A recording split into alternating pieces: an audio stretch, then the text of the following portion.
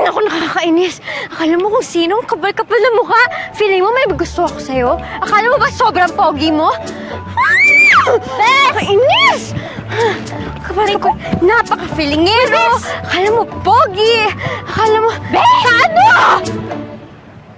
Oh, isa lang. Hindi mo ba ako sasakmalin pag nilapitan kita? Ha? Okay lang ba hawakan kita? Bes!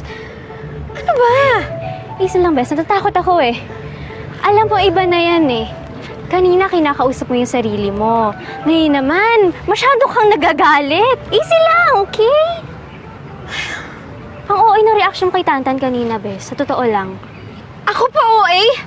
Eh, kasi naman, Bes, kasi siya eh. Ang feeling niya, ang kapal na mukha niya, feeling niya may gusto ako sa kanya.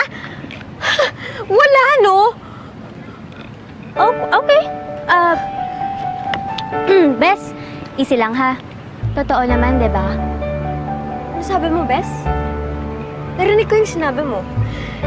Ilang beses ko bang sasabihin sa'yo na wala akong gusto kay Tantan? Naintindihan mo na?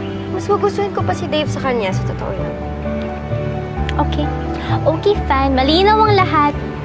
O huwag kang mag-alala, hindi na kita ko kontrahin kasi... Oh, hindi, malinaw. Wala kang gusto kay Tantan. Mas gusto mo si Dave, di ba?